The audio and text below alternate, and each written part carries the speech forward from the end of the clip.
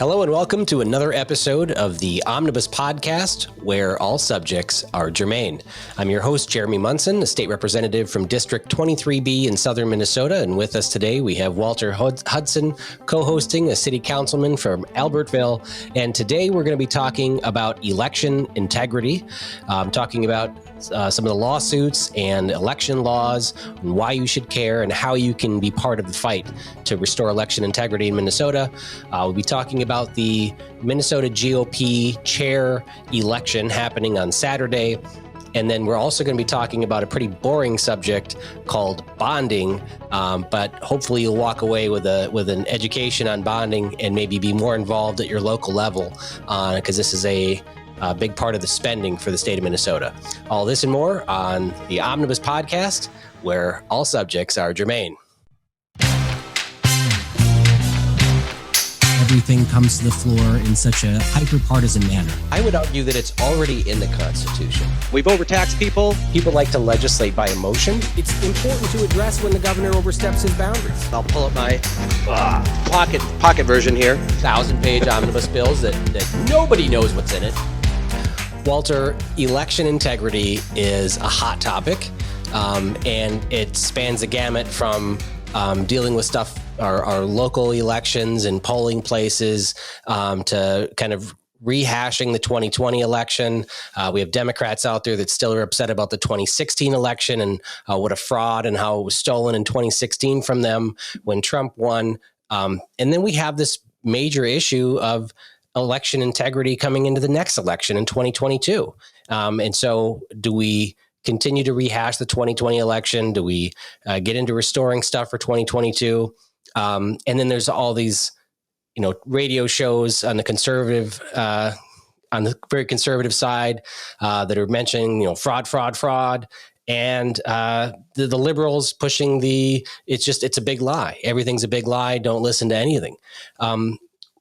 Why should people really care to get involved and dig into the details? Give us your pitch on why people should get involved in this fight.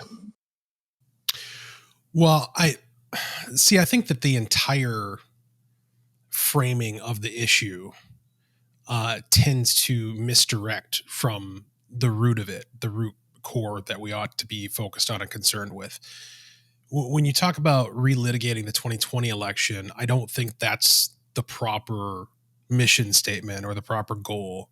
The idea that we're somehow going to change outcomes from past elections is beyond dubious. To my mind, that's not the point. Neither is proving fraud. I don't think the proof of fraud is ought to be the goal. Not to say that there isn't stuff out there that there's evidence for. We know there is. But it's all kind of beside the point, right? Because the real problem is that our system is structured in such a way that even if you had proof, you wouldn't be able to do anything with it. The ballots have already been counted. The election has already been certified. It's over.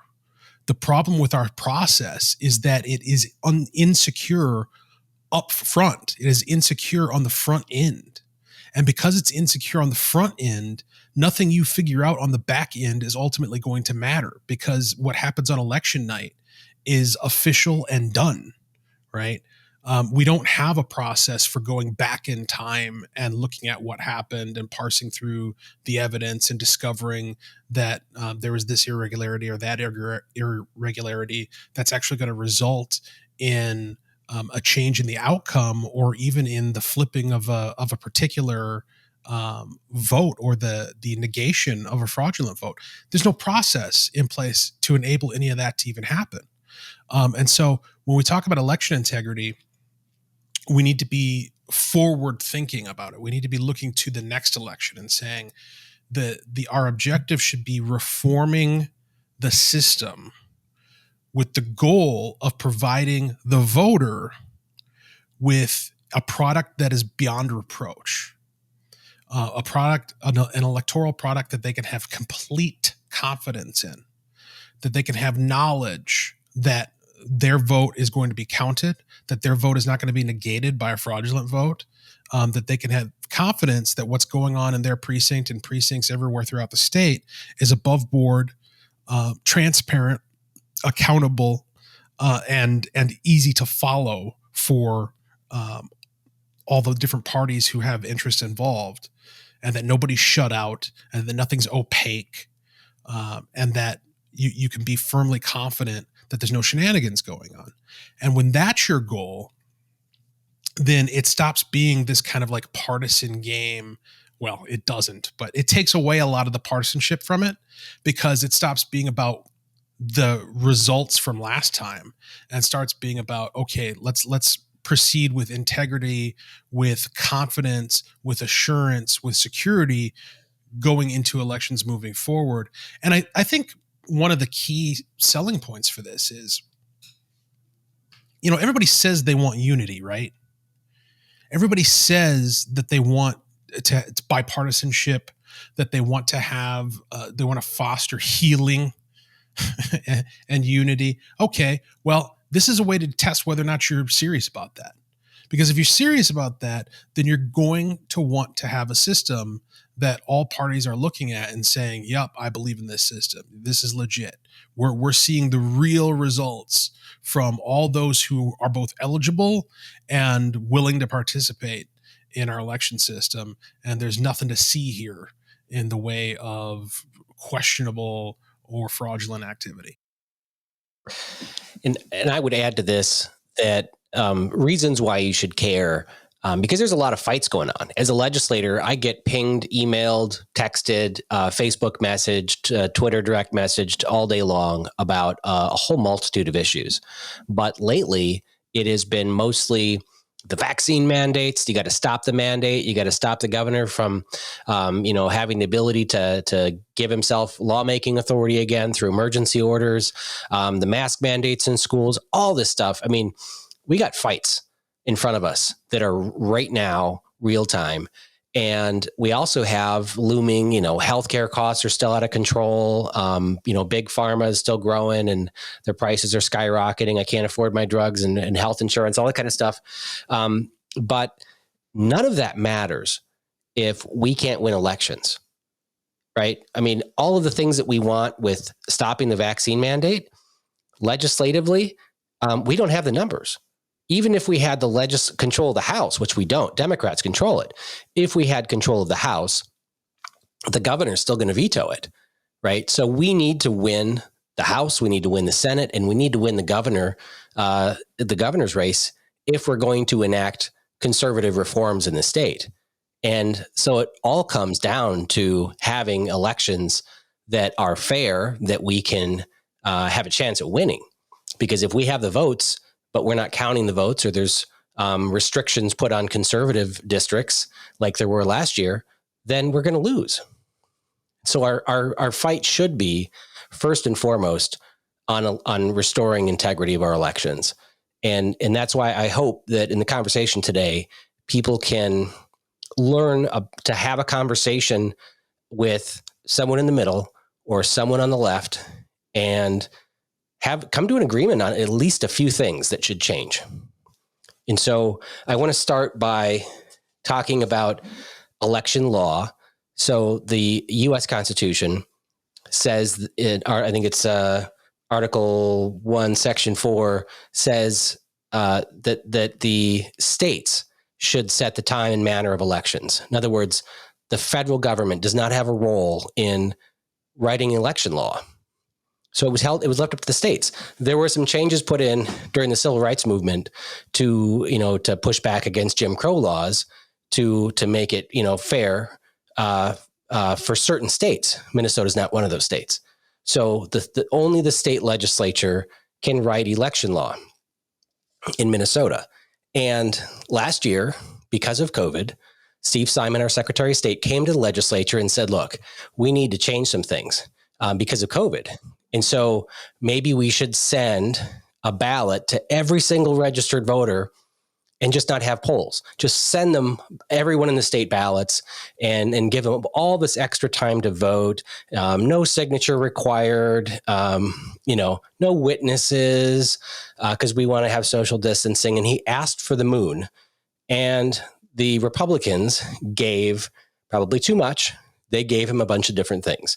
You can count the ballots up to a week afterwards. You can start counting them early. You can move election polling locations, just before the election if you need to, a bunch of different things. But those were agreed upon between Republicans and Democrats, signed into law by the governor in May. And then right after this was signed into law, then the governors and the Secretary of State's good friends from a liberal group came out and sued the Secretary of State. And he threw up his arms and didn't really defend Minnesota's laws. And they sued him to get much of what he wanted to get through the legislature and failed. And then a liberal judge, a Democrat appointee that used to work for Klobuchar, was her political director. She signed a consent decree by Steve Simon that threw the white flag and said, yes, you can do all these things and you can do ballot harvesting and all this other stuff. And that was effectively law and didn't go through the legislature. So you can talk to your liberal family at Thanksgiving, like I have a liberal family, and talk to them about how, do you believe that we should follow the laws for having elections? And they should at least go, well, of course you should follow the law. Okay, fine. We didn't follow the law because the legislature wrote the laws and those laws weren't followed. So therefore, we didn't have a legitimate election, because a legitimate election is one that follows the rules. We didn't do that in Minnesota. And 11 other states had secretaries of state that changed the laws through the courts in much of the same manner, sued by similar groups. And they did it mostly in swing states, including Minnesota, to change the laws, to expand, give specific access to specific communities, and then restrict access in conservative. We talk about voter suppression. Taking away polling locations in conservative districts was voter suppression. That happened in Minnesota. And you can have conversations like this without using the word fraud, without using the word stolen. We're talking about fair elections. These elections were not fair last year. Yeah, I mean, it's hard to argue with that unless you just close your eyes and plug your ears and deny reality. I think the difficulty is going to be in getting people to believe it, because it seems, for an apolitical person who is not tied into the day-to-day of political intrigue, it seems outrageous to consider that one political party, through various machinations, administratively, judicially, legislatively, could manipulate the system in such a way as to so clearly tilt the game board in their direction and against their political opponents. It's something that we don't like to think that something like that is possible. We like to think ourselves above that and beyond that. It's the 21st century, after all.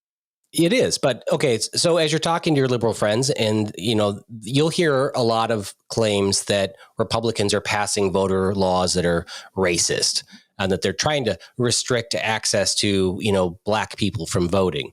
But let's look at what happened with the election laws last year in the urban versus rural divide, which does fall along, racial lines.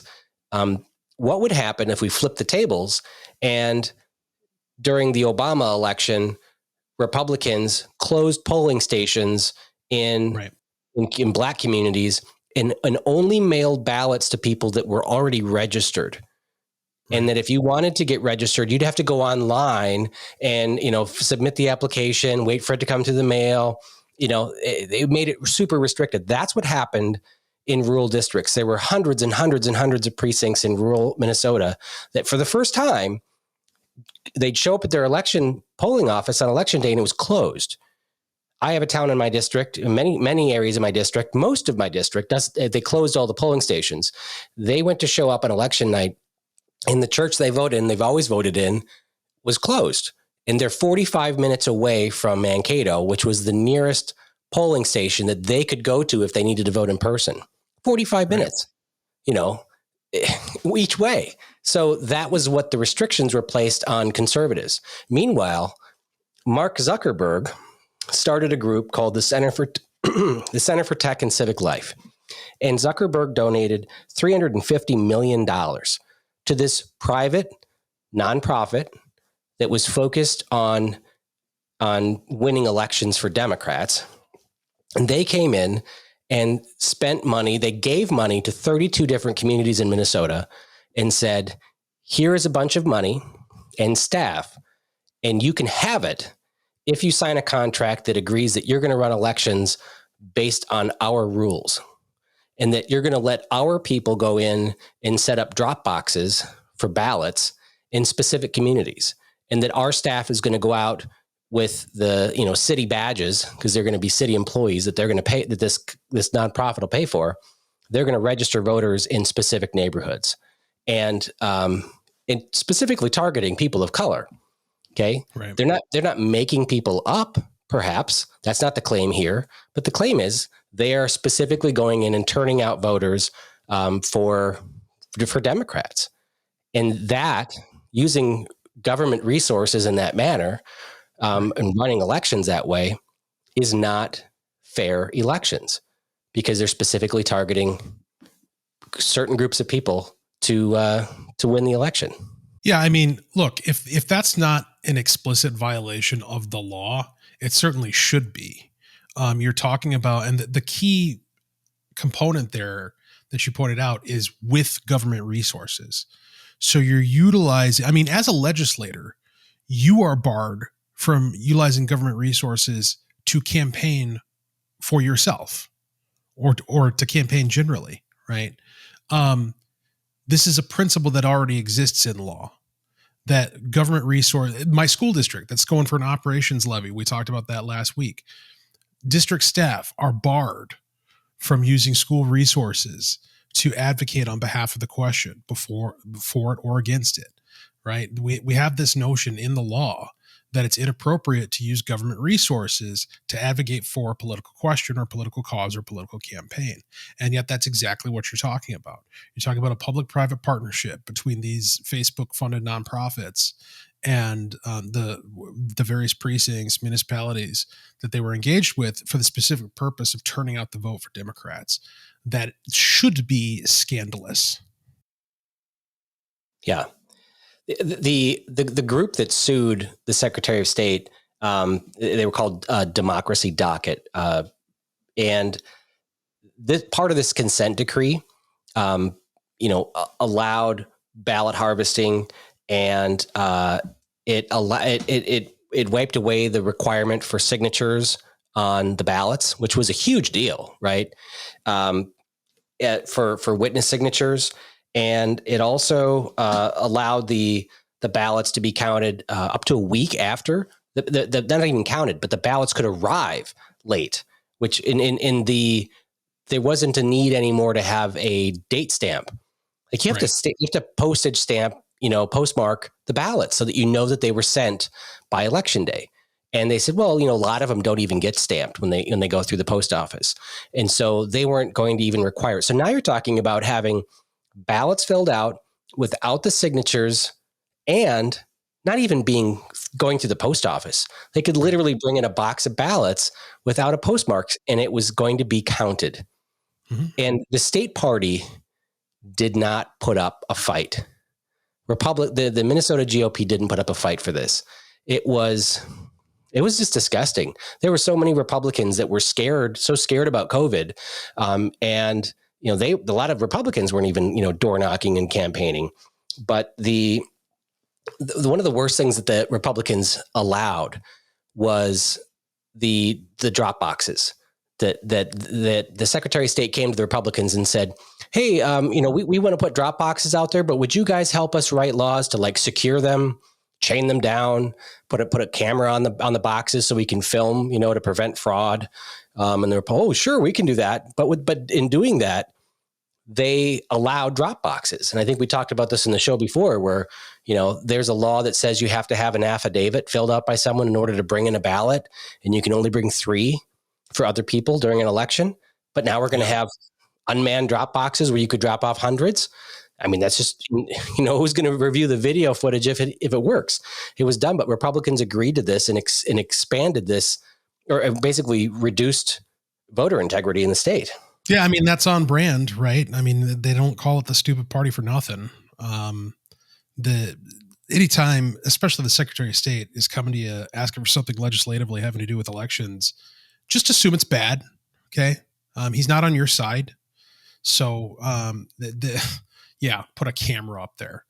And again, it's the reason why that is not election security. Okay. Putting a camera on a drop box is not election security, because again, anything you did see, any footage you went, like, what are you going to be looking for? First of all, on what basis what are you going to be checking for in that footage? And even if you have an answer to that question of, I'm looking for X, that's going to prove Y. If you're looking into it after the election, doesn't matter. That ballot was already counted. The election was already certified. So, true election integrity is not these nickel and dime things that people can, check a box and say, oh, look at what I did. I put cameras on drop boxes. True election integrity is locking down the system on the front end to, number one, verify the identity and eligibility of every single voter who is attached to a ballot, and then attaching that ballot to them so that we know that if a ballot gets counted, it's from a verified, eligible voter. You can't have those two things happen with drop box voting and mailing out ballots and ballot harvesting. All of that, that is a joke. That is not an election system. That is a smokescreen to enable the predetermined electoral outcome as determined by those who are in charge of the system, and we know who they are. They're all Democrats. Like I say, I mean, the lack of action and priority placed on this by a lot of folks in the Republican establishment leads me to believe that, or it just bolsters the notion that I already had, which is that a lot of these folks have resigned themselves to just being losers forever. Like, they don't want to win. They're comfortable being in the minority because they've figured out ways to milk their minority status in order to benefit certain sectors and certain friends and certain constituencies.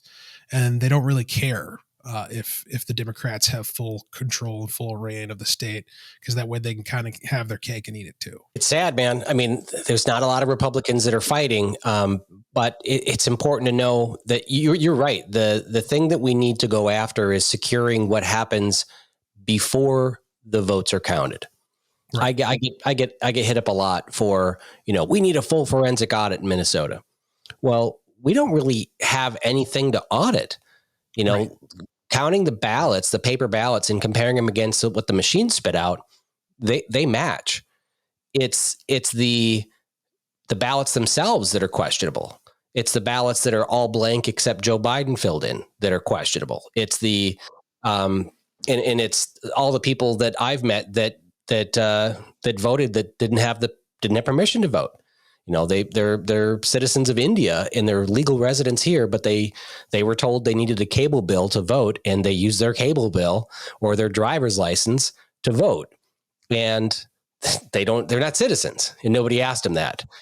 And so that's the problem. And it's frustrating. And you're right. Once the election happens, I filed a lawsuit right away. Got all the data. We got 150 pages of affidavits talking about election irregularities and all this testimony, all this evidence, and submitted it to the Supreme Court and in time. And they just threw up their hands and said that we didn't have standing. And their real reason is, what do you want us to do? You can't undo the election. It already happened. Yeah. And again, that's So it's on both ends, right? So, and we've talked about this before. If you try to take action before the election, they'll say, well, you don't have standing because nobody's been harmed because there hasn't been an election yet. Yeah. And then if you try to take action after the election, they'll say, well, what do you want us to do? The election already happened. We can't change it now. So in other words, like I said, there is no process for accountability and transparency and integrity. And that's why the conversation about evidence and fraud and proof and, all of these buzzwords is entirely beside the point. We can't have a conversation about evidence and fraud and what have you. We can't have that conversation because the system isn't set up to enable us. Like you said, the people who voted illegally, if we wanted to, we couldn't find their ballot, right? Like we have no way of tracking down which ballot was theirs. And so it's a system that it's so broken that you don't even have the means to, even if you knew how broken it was, you still wouldn't have the means to fix it. You need total fundamental reform from the ground up. In the Secretary of State, in committee, Steve Simon said there's fraud in every election in Minnesota, but it's only a very small percent. Well, we have elections that are... we have, yeah, right. It's an estimation of how many people. And I go back, I was speaking at a group earlier this week, and I said, there's evidence you can talk about that. There's the statistical anomalies that everybody brings up after the last election, but back during the Obama administration, there was a study done on the respondents to federal jury summons. Okay, so this is when they send out a jury summons for federal court for jury duty. You can respond and you can say, I don't live here. You got the wrong address. You could write and say, I'm not a citizen. And 3% of respondents to federal jury summons actually filled out the information and mailed it back saying, I'm not a citizen. Now, this isn't like it happened right after the election, but people are chosen for jury duty off of voter registrations. That's how they get your information. And so to send it out to people and then get back that I'm not a citizen of the United States, and 3% of respondents say that. Now, if they're here illegally, they're probably not going to respond to federal documentation and say, I live here, but I am not a citizen. And, I don't have permission to be here. So they're probably people that are responding are actually here lawfully. They're just not citizens of the country. And that's an indicator that 3% of people are not citizens. So 3% of people on the voter rolls are not able to vote. Right. That's a huge deal. And you could also respond and say, I'm a felon. I think that takes you out of the running for jury duty. Also in Minnesota, not able to vote. But there's a lot of just looking at that data, because it's not like it came out a week after the election. That was done in the middle of a year, 12 years ago. And it's more data to show that there's a lot of people on the voter rolls that need to be cleaned up. And that's something that we should be focusing on too, is removing people that are felons, removing people that, validating everybody that's on there to make sure that they're citizens. Yeah. I wonder to what extent there's ever going to be the political hunger to get something like this done in a bipartisan fashion, because if you're on the left, if you're a Democrat, this is working out for you. Why would you want it to change? Your side's got this game down, and whether you believe it's a game or not, you're enjoying these outcomes. You're loving it. So why would you want the system to change? It would require a degree of personal integrity on the part of that constituency that I just don't think exists.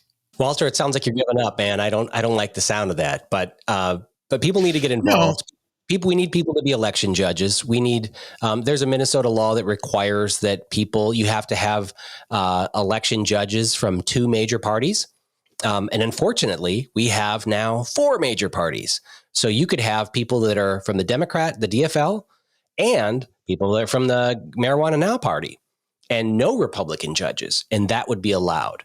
We need to push for better access that election judges have to actually watch the ballots that be rejected. Right now, they're just observing people opening the ballots, but then they go into another room where they actually can reject them, and the judges can't even see that. The other big problem you can talk with your liberal friends about and see if you get agreement on, we have a law that says that partisan election judges, Republicans and Democrats, should be able to observe the election. Well, how many days do we have elections for in Minnesota? Right. 46 days. The judges are only there on election day. They're not there for the 45 days beforehand and the 7 days afterwards that they sit in open ballots. So we don't have anybody watching it. In the last election, we had like 65% of the balloting was done prior to election day. So we don't have election integrity. So wouldn't you agree that we should only be opening ballots on election day at the very least, and perhaps allowing judges, and it would be a huge volunteer effort, but having judges at the election centers for early voting so they could actually watch the people coming in, or maybe shorten the amount of early voting or eliminate it altogether, or go back to you need to have an excuse to vote early. Yeah, no, it's utterly ridiculous. You can't have a secure election that lasts for days and days and days. That lasts for 40 some odd days. That's just not, it's not possible. It is impossible. Yeah. Because in order to have a key component of election security is chain of custody. You need to know, and again, we're talking about providing people with confidence, right? That the system is on the up and up. The only way you're going to have confidence is if you can see what both hands are doing the entire time they're doing it. And that's not the case, like you say, when it's 47 days of ballots just floating around, you know, passing, going from hand to hand, being shipped here, there, and everywhere. Like there's no way to account for that and to ensure that it's not being interfered with and that it's on the up and up. We have to go back to election day. There is no reason, there is no moral reason why you can't have, or practical reason why you can't have an election day where people show up to the polls and physically vote. And those votes are physically counted in the precinct and reported the same night. There's no reason why we did it for decades. We did it for 2 centuries. Now all of a sudden we can't. Why? It's not for a good reason.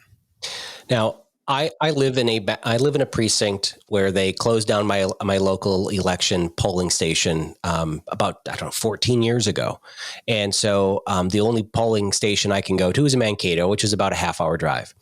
But I'm a registered voter, so every election, the Secretary of State or the county sends me a ballot 45 days before the election, and I can fill it out. It comes with a stamp on it, so I can fill it out, stick it in the ballot, send it back.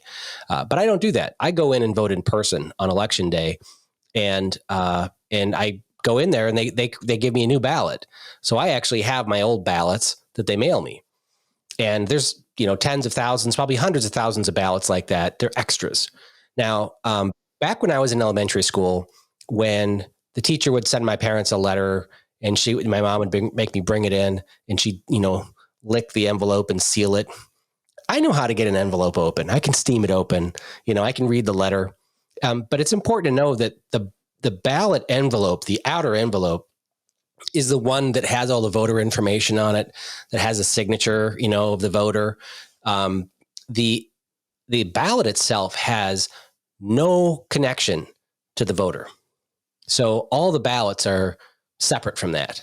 So it's if you have someone from the Democrat Party going around and ballot harvesting, going door to door in these communities where they've already door knocked and had you register for an absentee ballot, just fill it out, just sign here. It's already filled out with your social. All you need is your last four of your social and signature. Everything else is pre-filled out for you. Sign here. Then they come out 45 days before the election when all the ballots get mailed out, and they start harvesting ballots. They open them up. Some of the, we saw a video of a guy with 300 ballots that were sealed yet, not even open. They go around, they do the ballot harvesting, and they collect all the ballots. and maybe they could swap them out in the envelopes. You're right. There's no chain of custody. This is what we're missing in our elections, is that the voter isn't mailing it back, that we allow ballot harvesting. If I want to get my ballot back in time, it takes 4 or 5 days to get from rural Minnesota to my county, round trip, because it has to go through the cities because they closed our post offices. But ballot harvesting can happen on election day as they go around and for the weeks leading up to that. That's really what the loss of integrity in our elections amounts to, and we need to attack that. I mean, it's the equivalent of if your bank, and of course your bank would never do this because they're not stupid, but if your bank just sent out an activated bank card to your house, and they did that with all of the people that they have, all their customers, we're just going to send you all activated bank cards. They're activated in the envelope. They're just ready to go. So anybody who intercepts this envelope is going to be able to immediately take the contents and go to the nearest point of sale and start spending your money. The problem with that is pretty self-evident, right? And yet that's exactly what we're talking about here. The ballot is like an activated bank card. It's not as though when you go to Mankato and you cast your ballot, then the one that they mailed you is null and void and can't be used anymore. It is a live round. It can still be counted. If it finds its way to the pile, it will be counted. And like you said, we're talking about tens of thousands, and that's probably a conservative estimate of how many of these spare ballots were floating around out there. It's just absolutely insane. There's no arguing that this is remotely secure. And it's so obviously insecure that you have to credit the Democrats with intentionally making it so.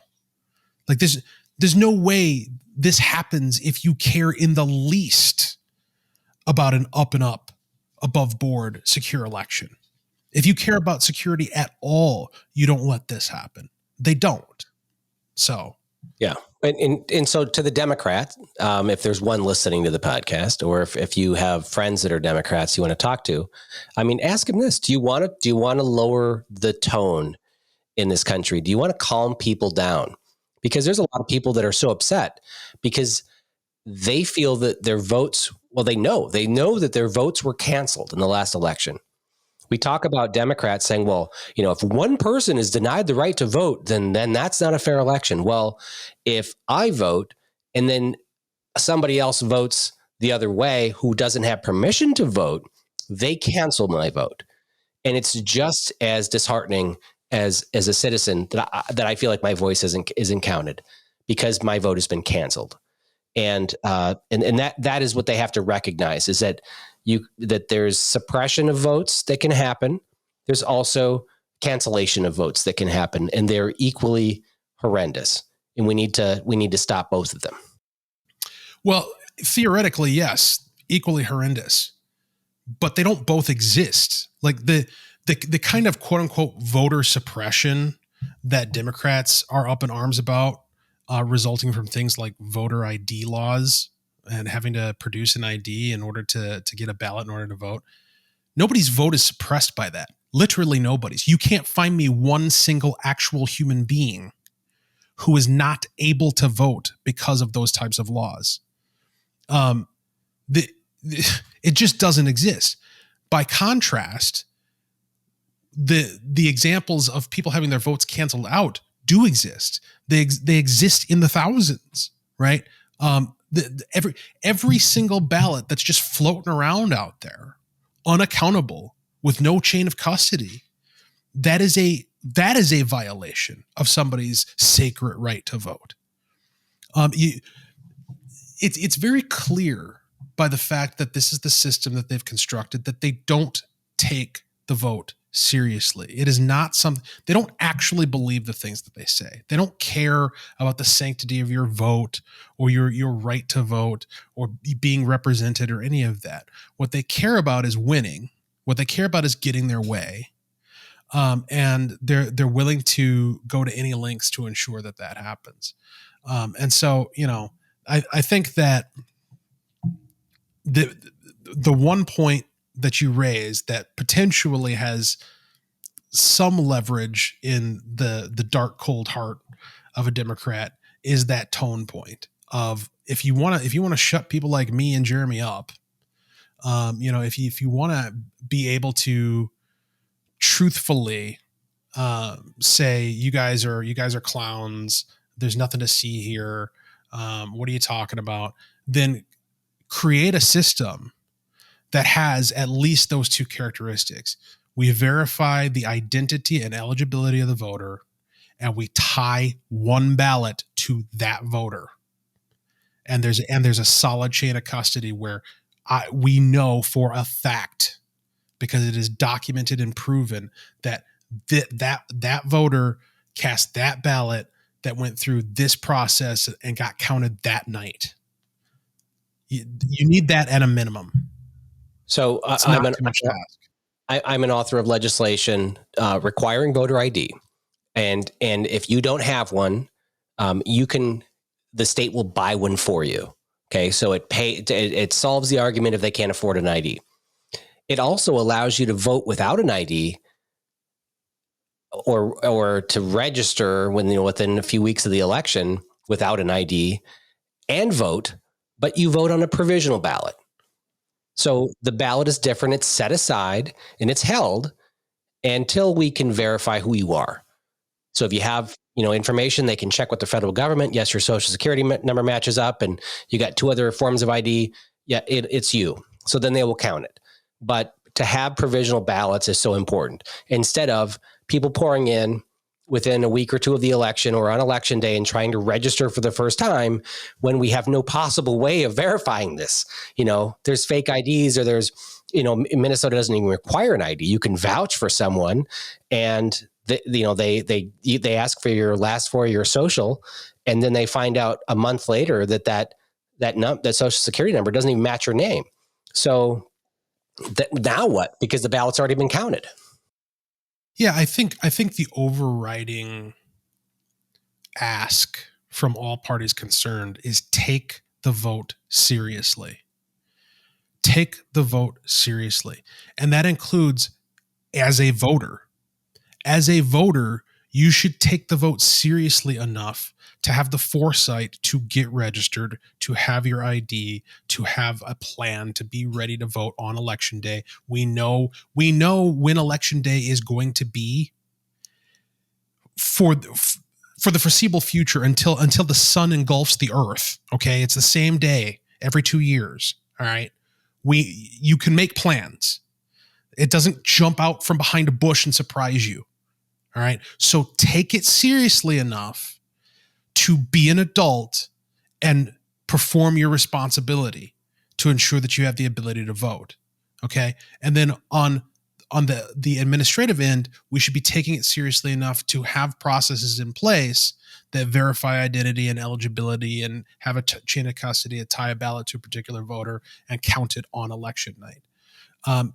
These are things that you would do if you took the process seriously. So let's do that. Walter, this Saturday, so we'll have the podcast out here on probably Thursday. So Saturday is the election for a new party chair for the state of Minnesota for the Republican Party.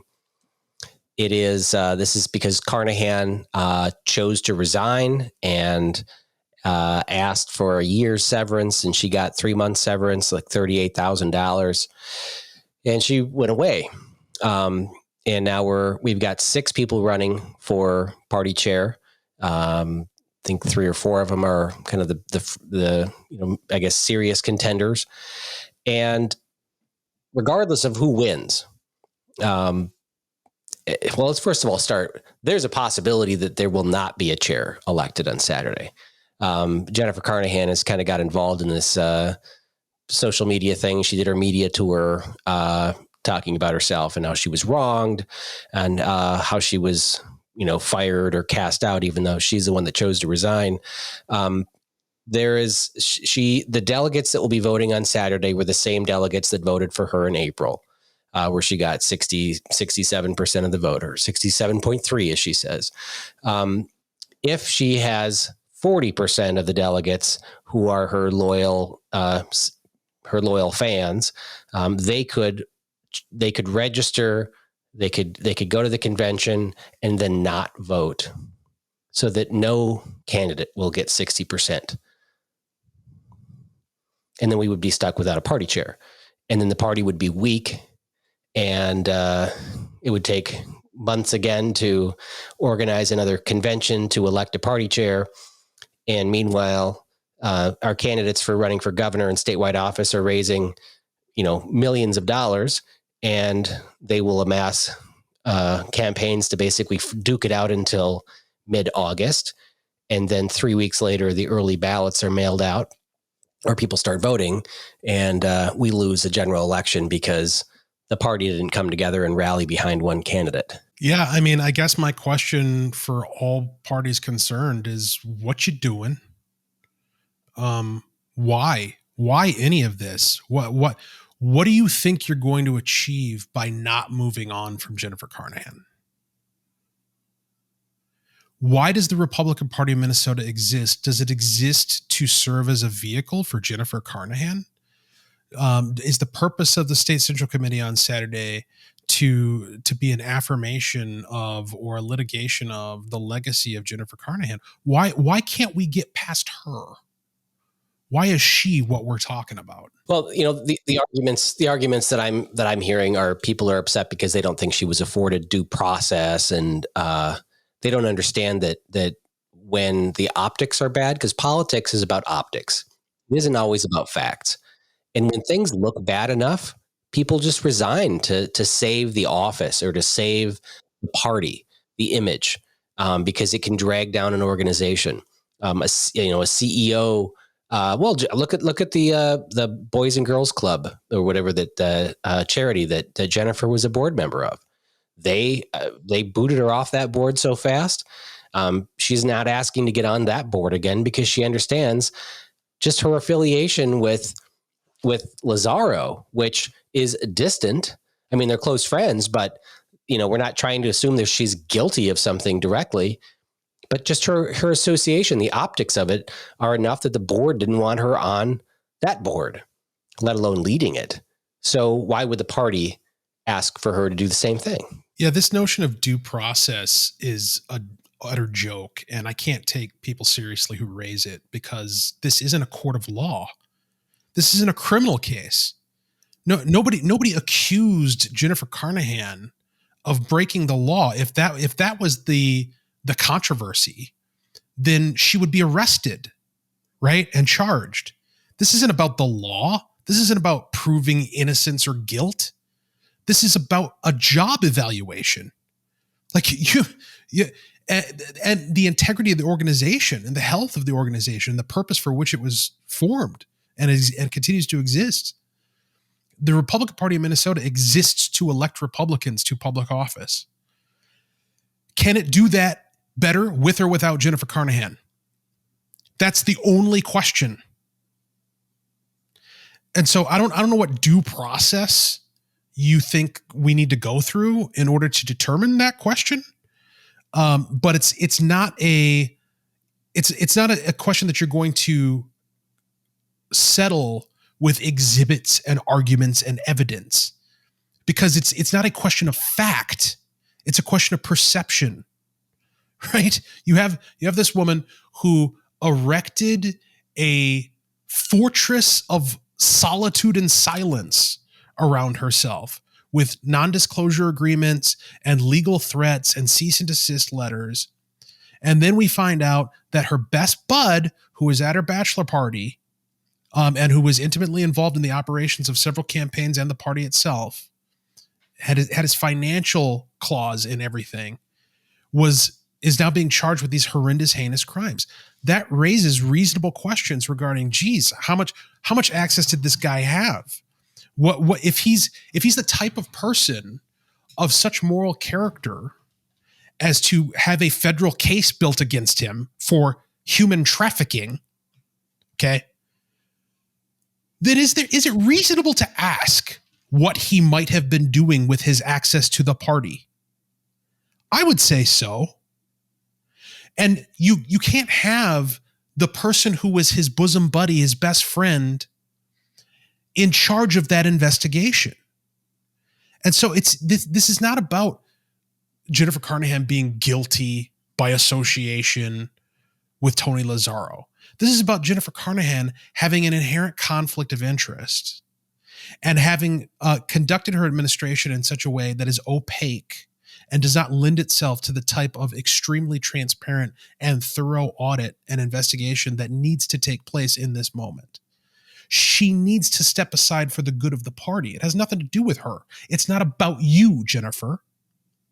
And my hope for the State Central Committee delegates this Saturday is that they too will understand it's not about her. To the extent we're talking about her, we are talking about the wrong thing. We need to be talking about how does the party move? How does the party get itself on a steady footing to be able to go into 2022, endorse some good candidates, and put forward a good college try at winning some general elections, some statewide elections. There's no path to that goes through Jennifer Carnahan. If she wanted to stick around, she shouldn't have resigned. She shouldn't have taken a severance package. I mean, there's nothing about this that makes any sense. If she really wanted to have her quote unquote due process and let the delegates make the choice, she could have done that. She chose to resign. She could have held her ground. So, there's no way around this that doesn't involve sacrificing the need of the party for the needs of Jennifer Carnahan. And I guess if you're a State Central Committee delegate, you got to ask yourself, is that worth it? Is that why I'm here?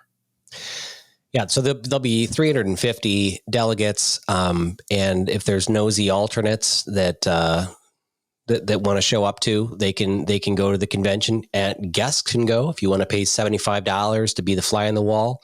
I think the delegates have to pay $55 each to go to this, so the party is going to be raising some money just having people go there to vote for a chair. So you have to be pretty dedicated to go. But this is an important decision. It's a person that's going to lead our party.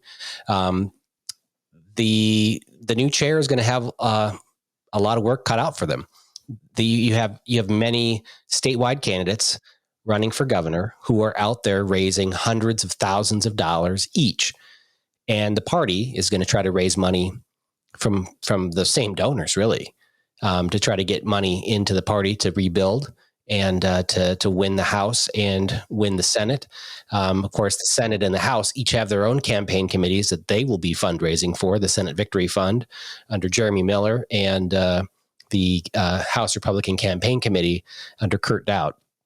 So they'll be out there fundraising too. And there's only a finite supply of money, and the money outside the state is going to be a tough get because we've shown outside Minnesota that we failed at winning the last 25 statewide elections. So it's tough. It's a tough place to fundraise, but we need to do it. We need to get everybody together and support the endorsed candidate come May of next year when we have our endorsing convention in Rochester. Yeah. Well, and again, if you often talk about the need to be able to come together, especially given the proximity of the primary to the general in this state. And if we can't even come together to elect a chair, it's going to be this party's going to be such a joke. If they come out a Saturday and they don't have a new chair, you're putting a clown nose on the party, even more so than we've already experienced with this fiasco since the Lazzaro indictment was first announced. Well, in this last segment, I would like to kind of get back to one of the topics I used to do on the show called Legisplaining. And this is where I talk about a legislative topic and give you some background and knowledge on it, because what we're going to talk about this week is bonding.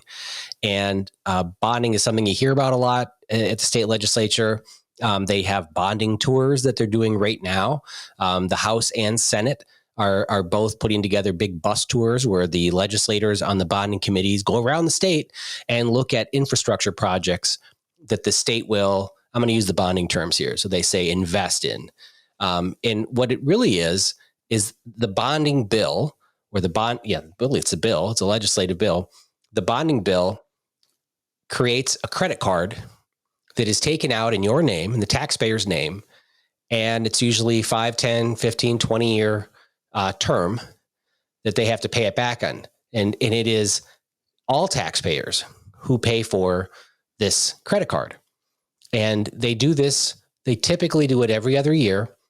And they spend, $500 million or $750 million to pay for projects, capital investments, roads, bridges is what it was kind of designed for.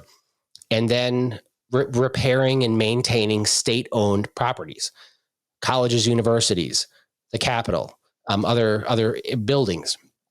But then in order to pass a bonding bill, you need a super majority. It isn't a simple majority.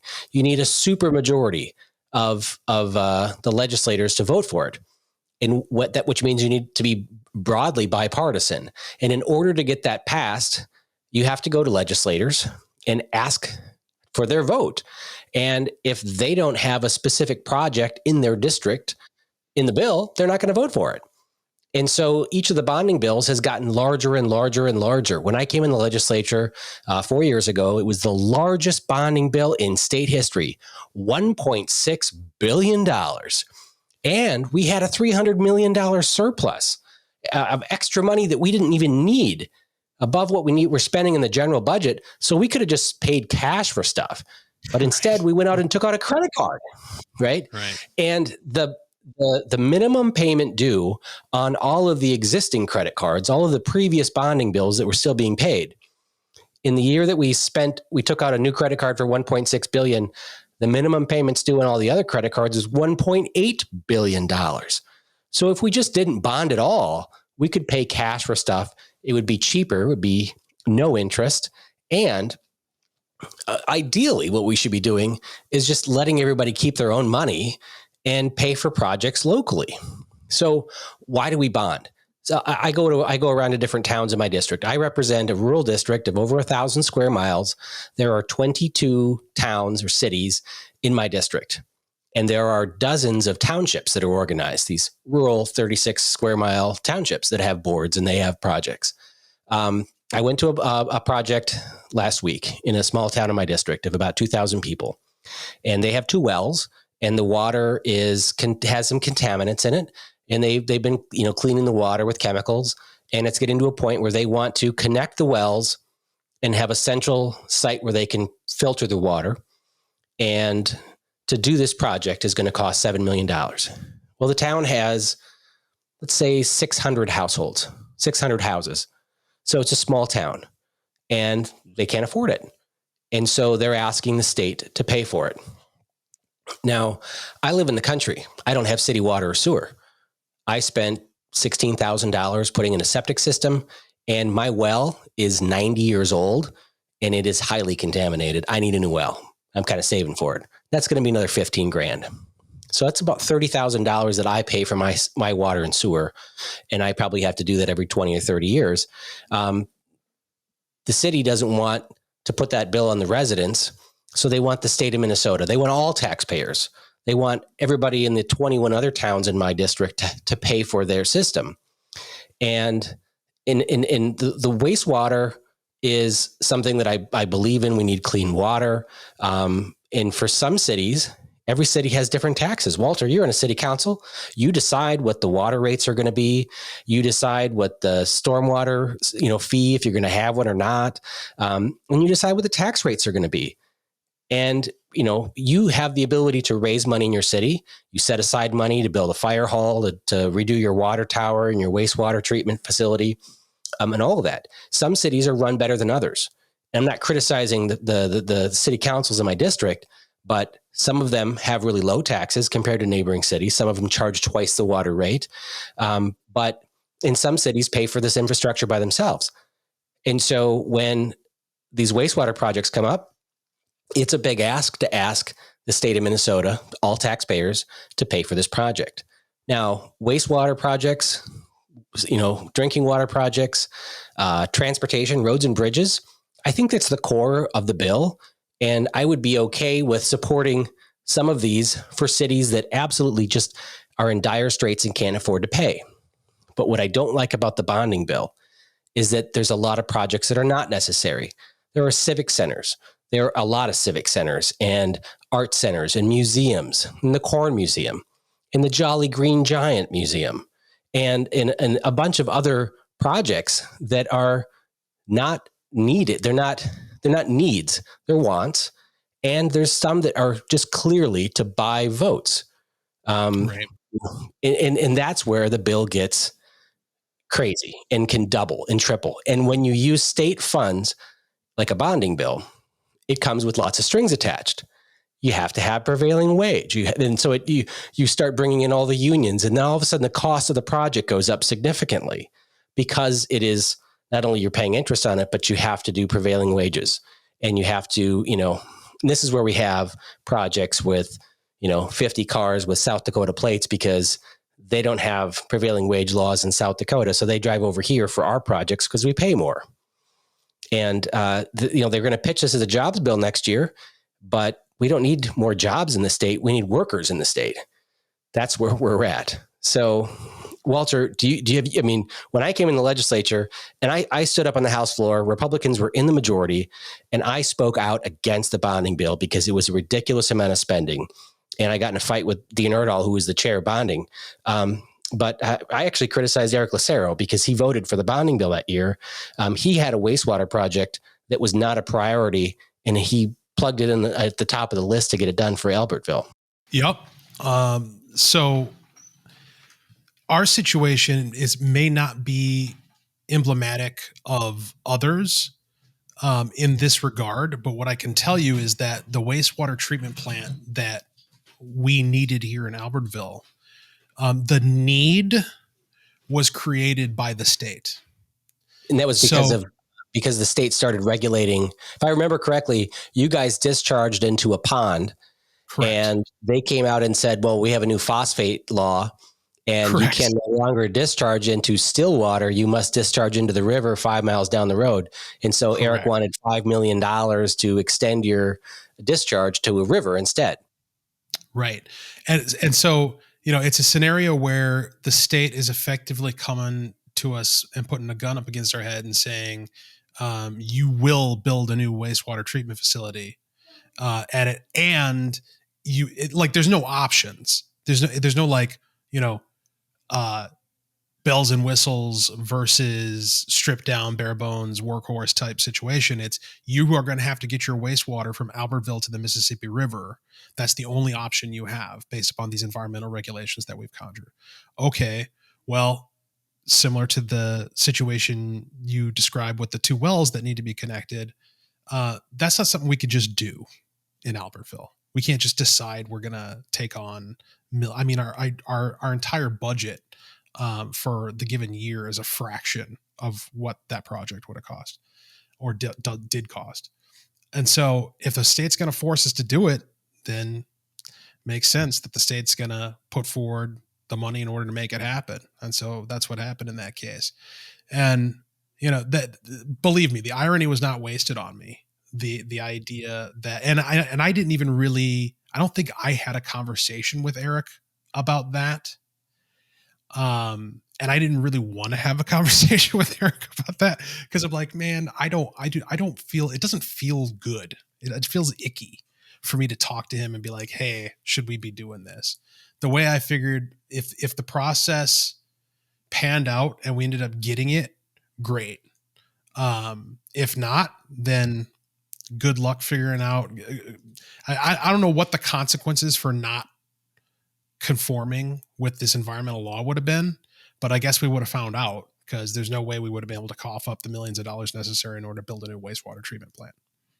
Well, so. I have a town in my district, Vernon Center, that had a serious problem with its wastewater treatment facility and all of the pipes, the discharge pipe. I mean, when you have a small town, sometimes the pipes start degrading, all the cast iron pipes underground, and they get cracked and they start taking in water. Just when it rains, the rainwater gets in the pipes, and then you have all this extra water going down to your wastewater treatment facility. They couldn't keep up. And when it rained, they would discharge, millions of gallons. It was like, I think 12 million gallons of raw sewage that was being discharged into the river, which, I wrote a bill to fix it, brought it into the bonding committee, and I testified because there was a lot of people asking for stuff that is not a priority. Little Falls wanted to create a whole new neighborhood and wanted brand new pipes and stuff put in the ground that normally developers pay for. And they just wanted the bonding, the state to pay for it, because why not? And it's so easy for cities. Townships ask counties to pay for stuff, and then the counties and the cities and the townships all ask their state legislator, hey, do you think we could get money for this? And, a lot of legislators are like, whoa, I'd love to write a bill for that. Can I come to the ribbon cutting ceremony? And they'll just write a bonding bill and throw it in the pile. And maybe it gets heard, maybe it doesn't. But if there's money for it, then they, try, and people with seniority get their special pet projects put in place. Thank God there's no longer the ability for legislators to put their names on buildings. That was a horrible thing when that used to be allowed, because then people would just love to, build all this junk. But, the Eric Lucero wastewater treatment plant. But that's where the museums and the Center for the Arts and all this junk. I mean, every year there's tons of projects in the bonding bill. Whenever the bill comes out, I have staff go through and say, hey, go find me the 30 projects that are going to just sound ridiculous when I read them, when I stand up and read them on the floor. Shane Meckland, I mean, I like the guy, but he has Google that wants to build a data center in Becker.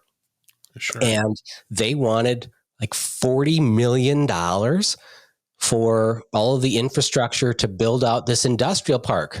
Google, that's like the largest corporation in the world. Right. Why should all Minnesota taxpayers pay for subsidies for Google? We talked about this with your TIF thing last week. But this is why, so Drazkowski offered an amendment to delete the Google handout from the bonding bill. It stood up and railed on him. It's horrible, the stuff that's in there, but that's how the bonding bill. So I wanted to just give everybody a rundown of, there's wastewater stuff. There's, they call it HEAPR, which is repairing all of the state colleges and university buildings, but a lot of times they want to build new ones. They want to spend, $10 million on new brick and mortar buildings on universities and college campuses as they continue to raise the rates and tuition and overpay professors. And then there's just all of these dumb projects that are added. And then the wastewater side of things, every project gets scored. And so my city sends in their project, and it gets scored based on the city's ability to pay, the unemployment in their area, the age of the houses, the age of the infrastructure. Everything gets scored, and then it gets prioritized among thousands in the state. And when they get $50 million or $70 million for the bonding bill for wastewater, they'll just go down the list and cover the top until they're out of money. But it's like the project, like for Albertville, that was not a priority, got pulled out and earmarked and put in front of everything else because they needed an extra vote to pass. And so that's really where it comes into play. And which is sad because they get an extra $50 million of discretionary money that's not assigned to anything specifically for projects. So when they needed my vote, the chair of the bonding committee came in my office and said, Munson, I've got $5 million, 3 to 5. What do you want for your district? You want a freeway overpass? You want, I'm like, I don't even have a freeway in my district. No, I don't want anything. I want you to cut it in half, and I'll vote for it if you cut it in half. No, we can't do that. Well then, no, get out of my office. So I support projects in my district that are necessary, and I write the bill and I testify in committee for a multitude of projects. But I won't vote for the bill that's so political, that's based on, if you have a Republican or Democrat in your district that's willing to sell out and vote for growing government and unnecessary debt, I'm not going to vote for the bill. Yeah, the prioritization aspect of it was not something that I was aware of. And so I like that exists. Anytime you can introduce objectivity and objective measurements into your determination of how your policy should work or how funding should work, that's a good thing. And so, yeah, it's interesting as a city council member, and you know, being part of things like the 94 coalition. That's an economic group here that deals with the development of the 94 corridor heading up to St. Cloud, and interacting with and talking to people in other municipalities and interests associated with that. It seems to me that I don't know how you do it. Like, as a legislator, there's the expectation from all of your underlying political entities, all your municipalities, is that you're going to be getting us stuff. And the failure to deliver on that front is going to ensure, because you're dealing with, you know, the farm team for legislative candidates, right? These are people who are already in elected office underneath you and are familiar with the community. So if you're not delivering with the freeway overpass or the wastewater treatment facility or whatever it is, you can be guaranteed there's going to be somebody in some city council or school board within your district who's going to be like, all right, well, I'm going to run for this, and I'm going to get the support of all of my buddies on all of the councils and boards in the district, because they want what I want, which is more stuff from the state. Walter, what are you doing here? Are you recruiting in my district? No, I'm saying that because I'm genuinely curious. How have you worked with that dynamic? Like, how have you dealt with that? And I think I know the answer, but I'm interested in hearing you say it. Well, I mean, that's exactly who ran against me last time. I mean, Kurt Dowd and his cronies recruited in my district and found someone who was running on the model of run as a Republican and vote, you know, and spend like a Democrat. And it's all about bringing pork back to the district. And that's what makes you a great legislator. You bring stuff here. And I want to just have people keep more of their money. But the fact that I represent 22 towns, in one of the towns, my town wants, $500,000 for an air conditioner system on top of their indoor pool, in their community pool. And, I wrote the bill, I introduced it, but I also at the time said, Madelia, 10 miles down the road, has an outdoor pool that's, 60 years old. They don't have an air conditioner that needs fixed because they don't have an indoor pool. So you're asking the people in Madelia to pay for your indoor pool. If the community center in Lake Crystal should be raising money to pay for that. And it's just to go to the taxpayers for everything. It's not appropriate. And then all of a sudden we get more projects, and just the bill grows and grows and grows. And we're going to have to deal with this again next year. And we just had an enormous bonding bill just in the fall, like in November. So they're doing back-to-back bonding bills, more credit cards. And plus we have an enormous surplus of money on top of the federal government raining down billions of dollars for COVID. We have so much money, and I don't understand where people think that we can just spend our way out of this. Yeah, I think that what it comes down to is just having it known at the forefront what you're about and what you're willing to do and what you're not.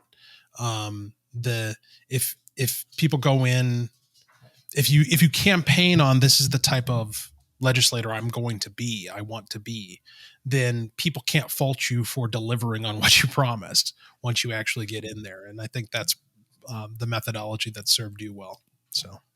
Yeah. And, I've got a constituent who wants to open a wine store in a small town that has a municipal liquor store. And so in order for her to sell wine, it takes an act of the legislature to give her a liquor license. And so, yeah, I'm fighting for that. Got it written, we're going to introduce it. I just did it, last year for another one. So, I mean, we write legislation like that to reduce regulations or to give permission to do stuff. But as far as just spending more money, I'm not about that. And so city council people will be frustrated that I'm not voting for the enormous bonding bill, but they'll know that I'll write legislation for their projects and try to get a hearing on it and then invite them up to testify on it, which I've done many times.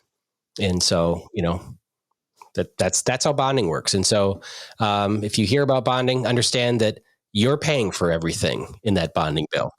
And you should be critiquing it and asking your legislator to break down what's in it. Well, great. Walter, we had another good show with a lot of information, and I'm anxious to see who's going to be the next chair of the party. I wish them well and hope to work with them on winning the statewide elections next year. I think it's going to be so damn important. Yeah, well, hopefully they are an actual living, breathing person. That'd be nice. That's right. All right. Well, thanks everybody for tuning in for another episode of the Omnibus Podcast. You can go out to jeremymunson.com/podcast to find 18 different sites to subscribe, to download the podcast weekly and be notified on your phone as soon as I upload it. Thank you very much for tuning in. We'll talk to you next week.